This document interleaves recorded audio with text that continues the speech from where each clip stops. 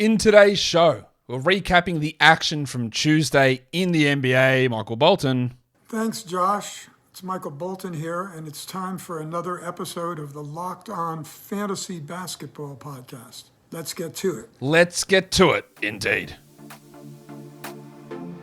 You are Locked On Fantasy Basketball, your daily fantasy basketball podcast, part of the Locked On Podcast Network.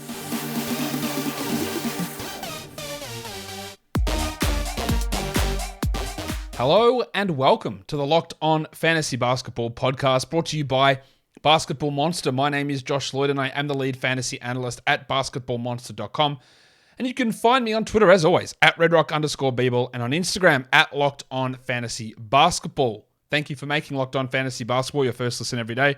We are free and available on all platforms. There's only the 5 games on Tuesday, so we'll look into those ones. We'll look at some news around the NBA, some waiver wire trends, and of course, give out awards for best performances and worst performances of the day. Warnie. Let's get it on, Gilly. All right, big news. Big Chungus is out. Nikola Jokic. Big chungus. Yep, Jokic will be out tomorrow due to COVID. The expectation is he'll miss at least the next 2 games. Maybe it's going to be a week. We don't know. But Jokic is out. So what does this mean? Do we add DeAndre Jordan? No, I don't think so. A, he's terrible. B, I don't think he can play 30 games. The Nuggets do 30 minutes. The Nuggets do have other options. Michael Malone doesn't use them. But there's Jeff Green who'll play some center. Aaron Gordon will play some center. Zeke Nnaji will play some center. I don't think it's a straight swap of Jordan for Jokic's minutes. Hopefully they go a different direction and just start Nnaji and play him the big minutes. But with 10 games on tomorrow, I don't think that we're rushing to scramble to add DeAndre Jordan or Jeff Green or Zeke Nnaji. Bones Highland was ruled out, and now he's been ruled doubtful. Maybe he returns. And Aaron Gordon's also questionable with a non-COVID illness. So a few things going on there in Denver that we do need to pay attention to, but I'm not rushing to grab DeAndre Jordan. He might be a good source of rebounds, but there's not even a guarantee that he hits 25 minutes. That's realistic for him. I don't think he gets it. He's so bad that if Malone gets an extended look at him, he'll just be like, no way. I'll run small, I'll run whoever out there. I'll play bloody Maga Porter Jr. at center if I need to. So I don't think that it's an immediate rush out there to go and get DeAndre Jordan. A couple of toe issues, weirdly. Toe sprains. Des Bane is out for 2 to 3 weeks. We saw that, and I'll talk more about the Bane situation when we cover the Grizzlies game really soon. But he's out for 2 to 3 weeks. And in Detroit, Alf Stewart is out 2 to 3 weeks. Is that you, Mr. Stewart? Well, who the hell else do you think it'd be? Get in here, you pair of flaming galahs. All right, so I talked about this yesterday, but it doesn't get through to everybody. Not everyone hears it. And I'll say this again now. With the big prefaces that I could be wrong. And the Pistons might change tack completely. And they might do something that we don't expect. All right, but yesterday, Isaiah Stewart played 0 center minutes. 0. So the absence of Isaiah Stewart does not help Jalen Duren at all. It also doesn't change anything for Marvin Bagley, I don't think.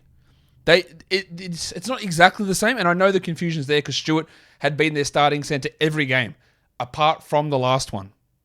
But based on what we saw last game, it's Bagley and Duren that play center, and Stewart out, so Sadiq Bey will move back into the starting lineup, and he'll play his 33, and Isaiah Livers will be his backup. It doesn't, to me, I don't think they will experiment at all.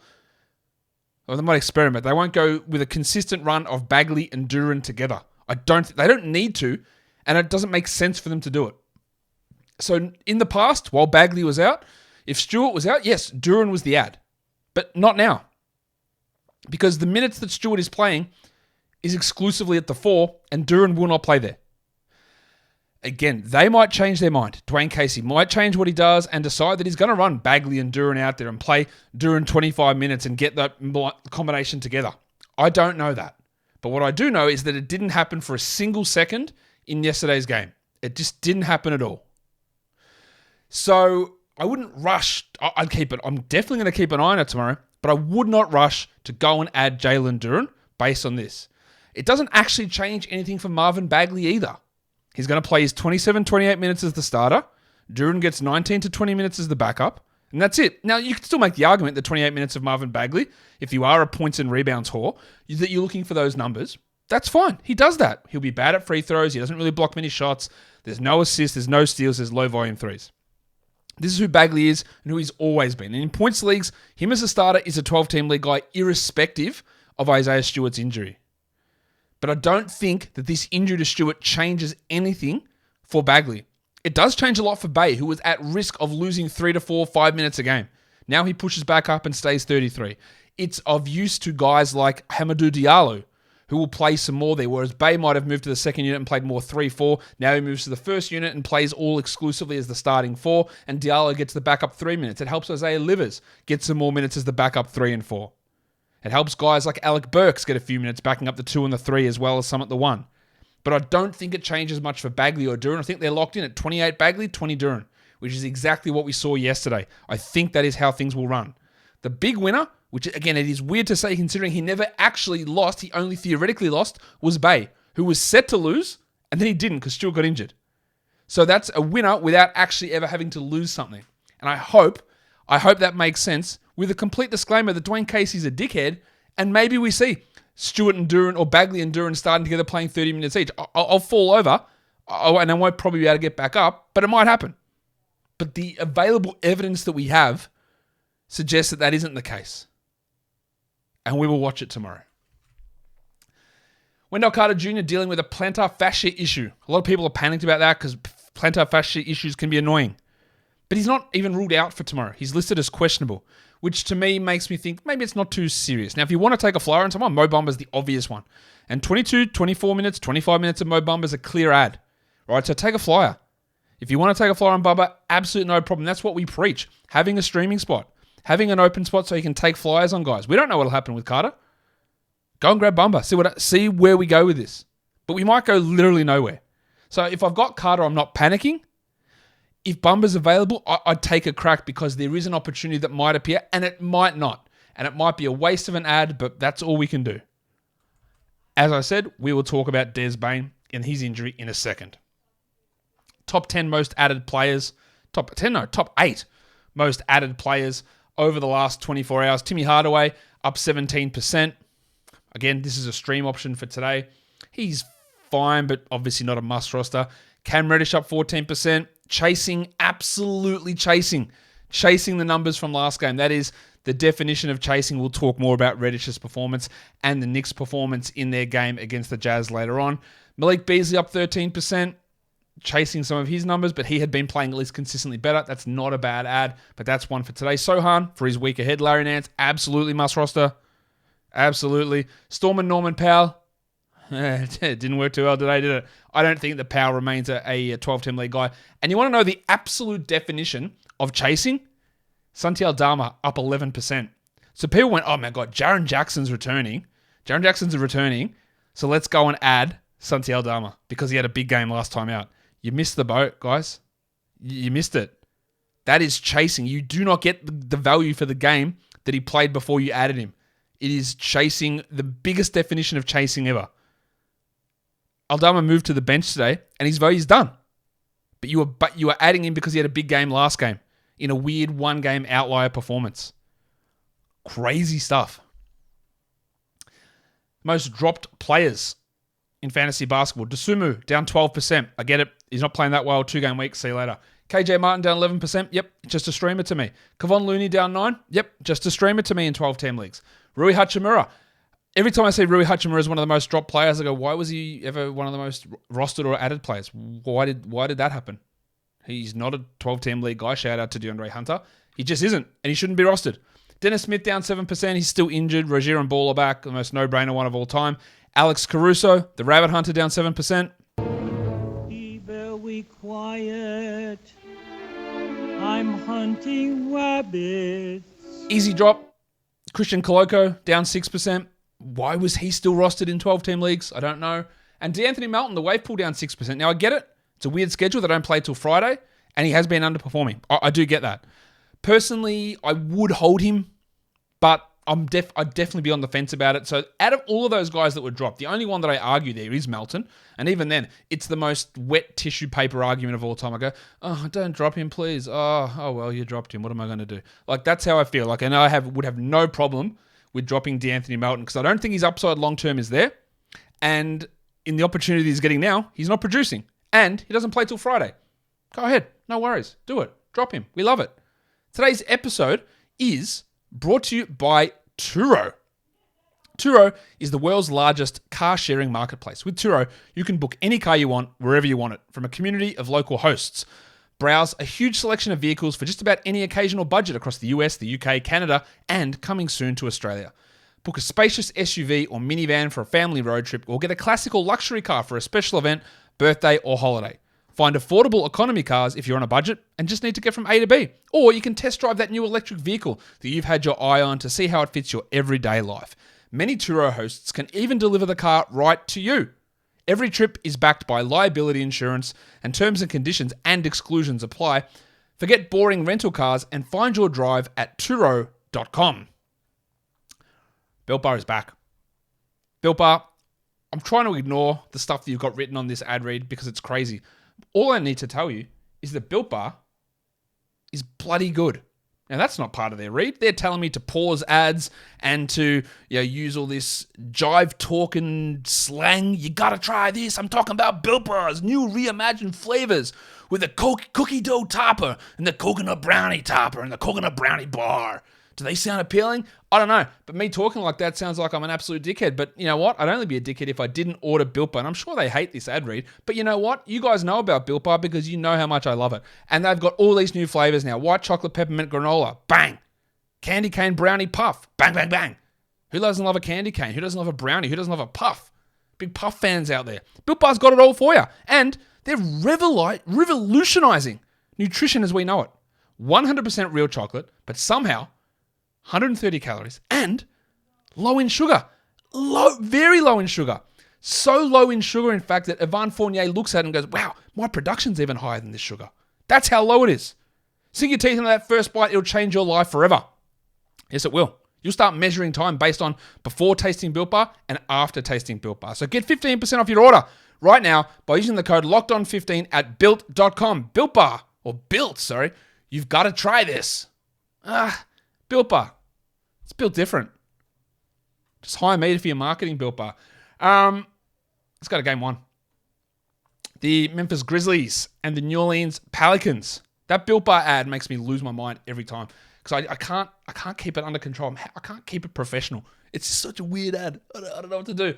Anyway, the Pelicans win at 113-102. As I said, Bane was out. And as I said in the pregame show and a show earlier today, that the guy who was going to start for him was going to be Lil John Concha. Yeah, indeed. 37 minutes, 9 points, but that's what Concha does. 8 rebounds, 1 3, 1 steal. Is he a 12-team league ad? Like, maybe. Is he a 14-teamer? Yeah. Get amongst it in a 14-teamer.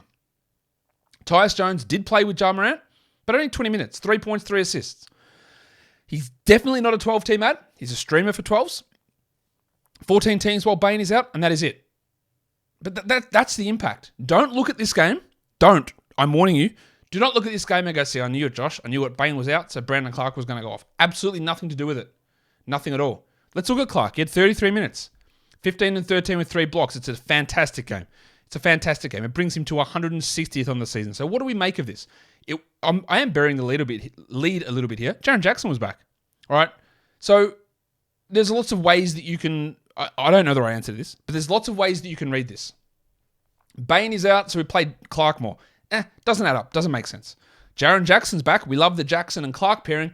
Clark played more. I'm not sure that's true. I think the one to look at is that Steven Adams had 3 fouls in the game's first 3 minutes, so Brandon Clark played 21 first half minutes. And then, because Clark was playing okay, Adams didn't play at all in the fourth quarter. He finished with 13 minutes. There's your thing. 13 minutes Steven Adams, 33 minutes Brandon Clark. So Clark played 12 second half minutes, right? And that's not a normal thing because it's not normal for Adams to not play a single second in the fourth quarter. So I look at this and go, that's great.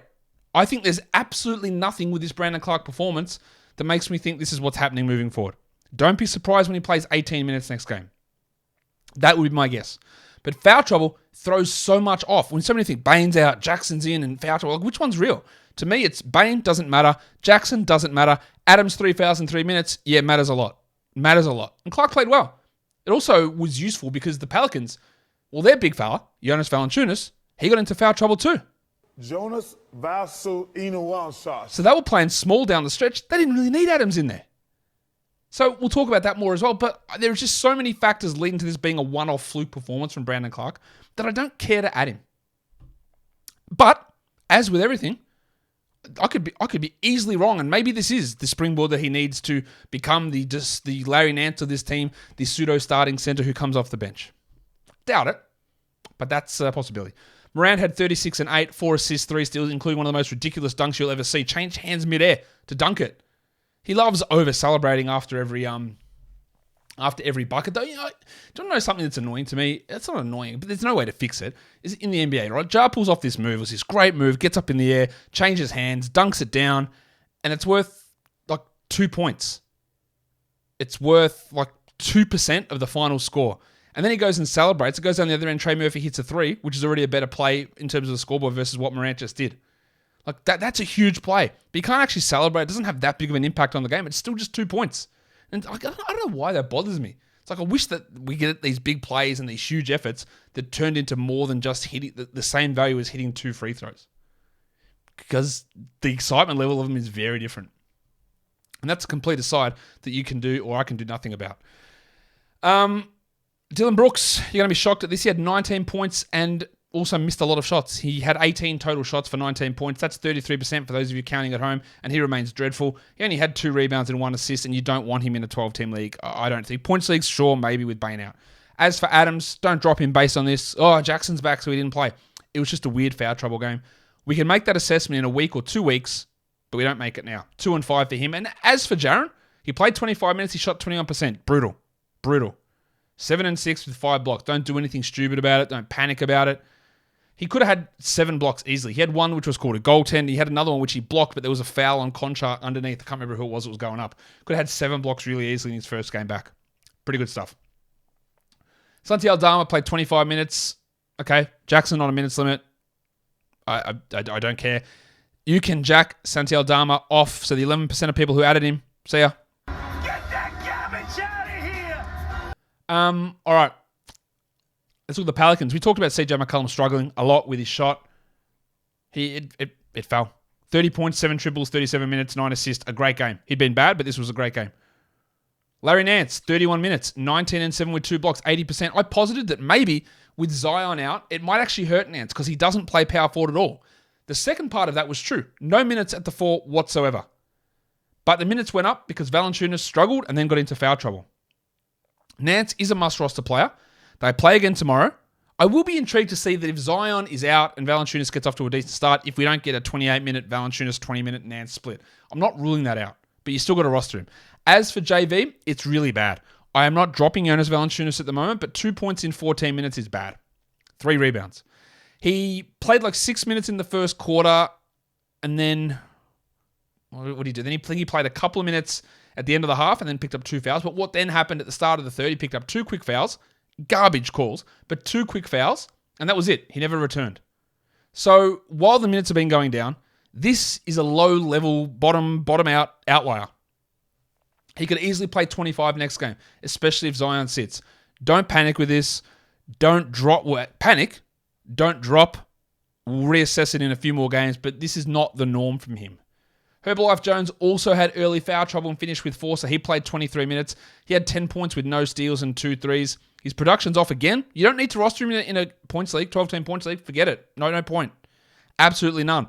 I think that he's not as good as Trey Murphy personally, but it doesn't matter if I think that. It matters if Willie Green thinks it. As for Trey, frustrating that he only played 25 minutes despite starting for Zion. 13 points, 3 threes, a steal, and a block. He probably is a 12-team league guy at the moment, but it's trending in the wrong direction. I think he's going to end up a 14-teamer. Ingram had 19, 4 and 2, while the dustbuster, Dyson Daniels, I really like how he plays. 9 boards, 17 minutes, 3 points, triple one. But where does he get the playing time to impact fantasy leagues? I don't think it's there because Javonte Graham's playing like 9 minutes a game. Does Daniels just take those? And if he does, literally who cares? He's not getting minutes ahead of Alvarado or ahead of Nance or ahead of Murphy. He just isn't. So we keep an eye on him. We like what he's doing, but there's no speculative ad or anything like that. I don't think that needs to be done with Dyson Daniels. Today's episode is also brought to you by BetOnline. BetOnline.net is your number one source for sports betting info, stats, news, and analysis. Get all the latest odds and trends from every professional and amateur league out there, from football to basketball to soccer, esports. They've got it all at betonline.net.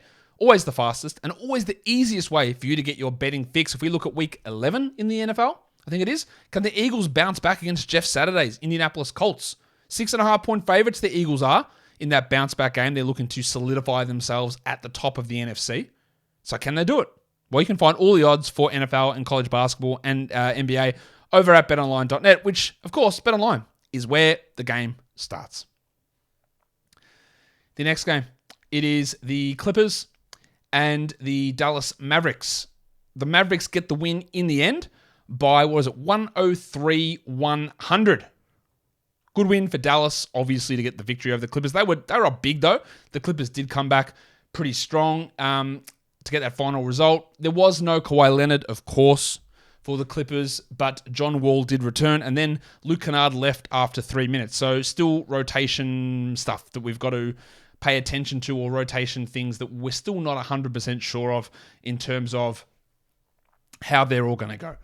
They started the second half with John Wall in place of Luke Kennard. 17, 6 and 4, a 3 and a steal. Now, when Kennard plays and when Kawhi plays, I don't know if there's enough there for Wall. That's good enough to take a flyer on and see where we go. Understanding that you're going to have some real problems, especially with his free throws, but with some categories. I don't think that he's a must, but he's definitely in the conversation with these couple of injuries. Stormer Norman Powell stunk.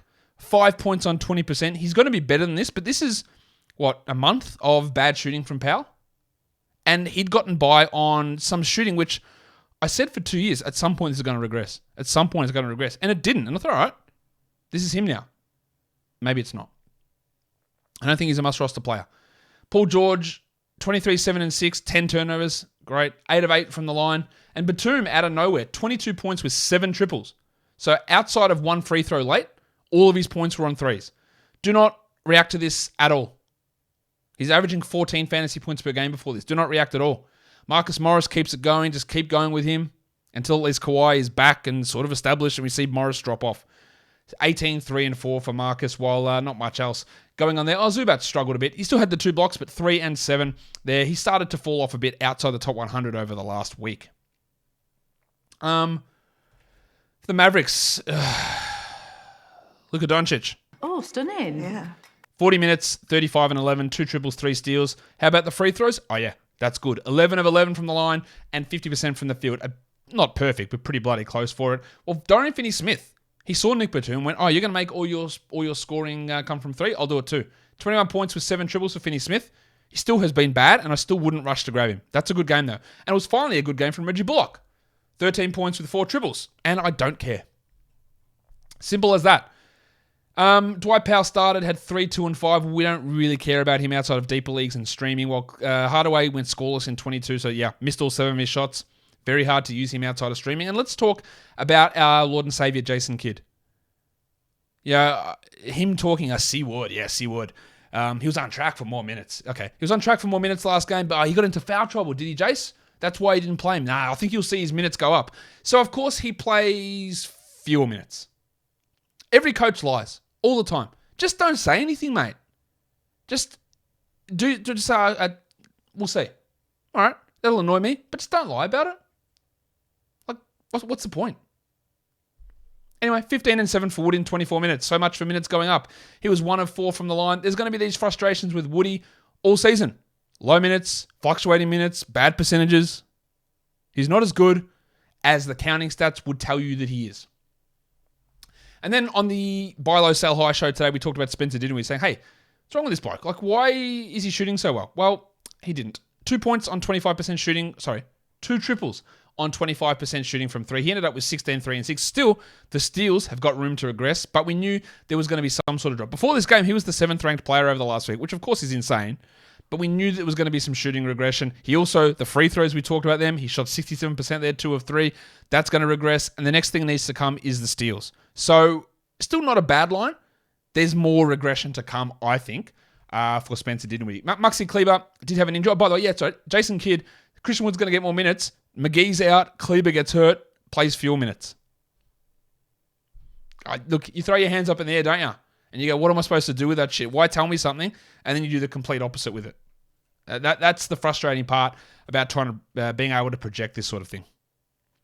Let's go to the next game. Really good win from the Knicks here on the road. They were down and they get the comeback. I don't know if the Jazz choked it or the Knicks played well. I don't know which one of those is more accurate here. 118 New York, 111 Utah. Of course, Tom Thibodeau, in the latest addition to Coaches Lying, said, oh, maybe we'll be changing the starting lineup before the game. Well, maybe, we'll see. Of course, he did nothing of the sort, and the starting lineup was the same. Cam Reddish played 33 minutes and had a Nick Young-esque 19-1-1. He added a steal and a block. That's not a bad game from Cameron. I actually still don't care for 12-team leagues. I wouldn't add him, but that is good. 2 good games in a row is better than we've seen from him all season. In a 14-team league, there's a little bit of intrigue. The burner, Jalen Brunson, 25, 3 and 8 with 3 steals, while Julius Randle, only 31 minutes for the double royal. Interesting.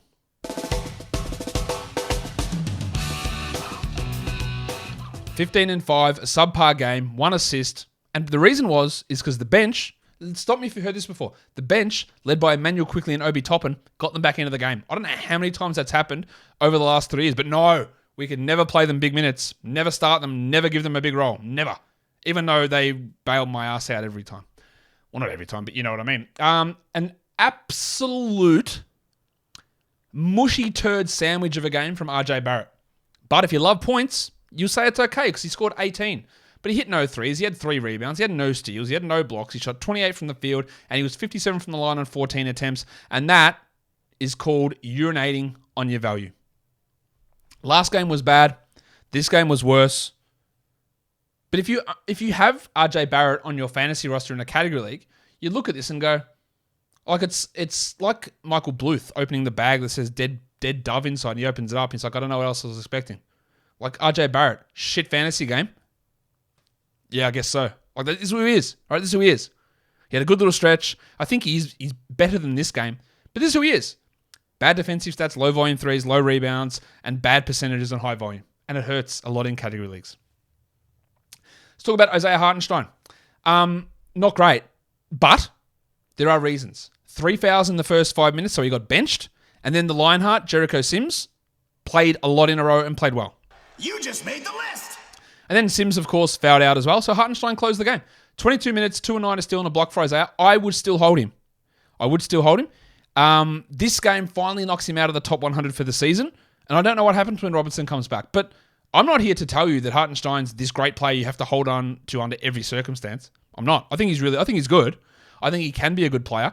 The fact that Tom Thibodeau doesn't understand that he should just use him the way he used Joakim Noah in the past, and that would actually work, is mind-blowing to me.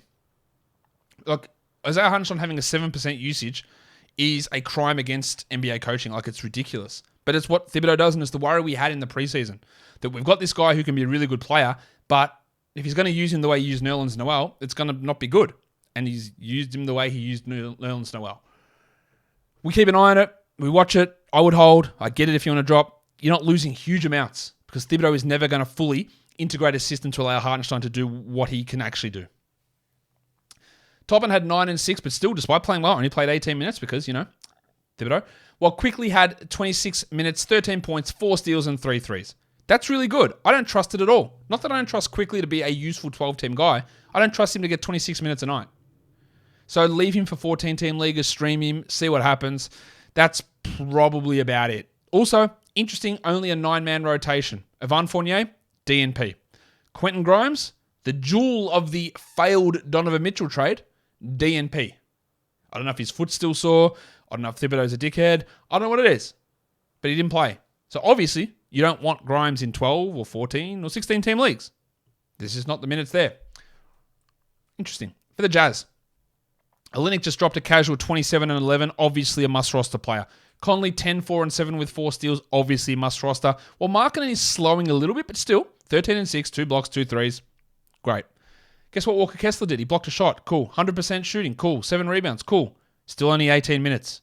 The upside for him, while theoretically it's there, practically there's too many steps to get there. Specialist value, no worries. We know that's there, but that's it. Jared Vanderbilt, another poor night. He had the 9 rebounds, but he had 2 points. In a points league, I don't think that he's a must roster in 12s in a points league. In a category league, I would hold, but there's been some struggles. While the Padawan Colin Sexton. Remember how I said I think he's exclusively a backup point guard, and then I said that, and he started playing 27 minutes a night, sharing the court with Conley, and I went, well, I guess I'm wrong here. Well, he is now outside the top 300 over the last week. He had 3 points in 17 minutes. He's got a bare-ass empty fantasy game that if he's not playing 30 minutes a night and getting big usage, it's really hard for him to crack the top 100, and we're seeing that now. So if you want to hold on to Colin Sexton, by all means, if you're waiting for a Conley injury or a trade or whatever, but in his current state, he's their 4th best guard. And I don't know if that's worth it. Malik Beasley, 14 points with 3 threes. The man on the street, Jordan Clarkson, had 15 points with 3 threes. JordanClarkson. And shot really poorly, but Clarkson still remains a must roster, while Beasley's, to me, on the fringes despite playing well over this little stretch. And with Rudy Gay out, Simone Fontecchio, 9 points, 3 triples, 17 minutes. Good game. I don't think we need to actually do anything with it whatsoever, but it was a good game. He was a guy I thought would play a little bit more early in the season, but with him playing that well, and Clarkson and Beasley and Conley doing their thing, there just wasn't the minutes there back for the Padawan Colin Sexton. He's really struggling. And again, I don't know if the upside is actually high enough to deal with the nonsense that's happening with these minutes at the moment. All right, last 2 games. The Nets, ass kicked by the Sacramento Kings, 153. There was 275 points scored in this game. Sorry, 274 points. 153, 121, Kings win it over the Nets. It's hard to read huge amounts into this game, obviously. Kyrie out still. Destroyed. All right. Durant was still good, but what else do we get out of it? Let's start with the positives. And this is the most maybe grasping at straws positive you could have, but Ben Simmons looked better. Does it mean he's good? No, but he looked better. 11, 5, and 3 with a steal on 71% shooting from Simmons. Better. Played 20 minutes, while Claxton only played 18, interestingly enough. Claxton also was a minus 30 in this game, and Royce O'Neal a minus 40. How are those numbers real? I don't know. But Simmons looked better. That's why I wanted to hold. I know it was frustrating. I wanted to hold, and my faith was low. It was limited, but I wanted to see what would happen, and it was better. And that just gives us maybe false hope. I don't know. But it gives us an extra data point to go, oh, okay, maybe. But otherwise, chuck most of it out. Like Cam Thomas had 12 points, but did his damage in garbage time. Don't care. Not a 12-team league guy. Sumner, 18 points. Don't care. Kyrie's going to cut into him. Seth Curry, Joe Harris, Royce O'Neal, nothing. 4 points from Joe, 3 from Royce, 9 from Seth. I think Seth and Joe are going to make each other absolutely real fringe 12-team league guys at absolute best. I wouldn't bother with them outside of streaming. Seth Curry's rostered in tons of 12-team leagues. I don't think he needs to be. He can be, but I don't think he needs to be. As for O'Neal, we knew that what he was doing was very un-Royce O'Neal-like. Higher usage, big defensive stats, which he'd never done in the past. And it's starting to fall away a bit. He's outside the top 170 now, the Basmati man, over the last week. 3 and 2, he's not very good. Hold him, but like with so many guys who have these hot starts that are based on stuff that we've never seen or is unsustainable, there's always the risk of that falling off. And I think that might be the case for O'Neal. It's really hard to judge too much out of this game, though. Again, positives for Simmons, negatives for O'Neal and Curry and Harris, and negative for Claxton. But I don't know what we get out of it. And then on the flip side of that, there's some big performances from the Kings. Let's start with Terence Davis, who played 26 minutes and had 31 points. Another player who hit 7 threes. He had 9 boards, 4 assists, 3 steals, and a block. And without doubt, that is an unbelievable line. He's going to be in the mix for the monstrous line of the night, which we'll get to soon. That's an unbelievable line. And there is a chance that he plays more minutes if Keegan Murray misses time. Murray played 12 minutes and had to leave with a back problem. But you don't get to play the Nets every game, number one. Number two, you definitely don't hit 75% of your shots or go 7 of 10 from 3.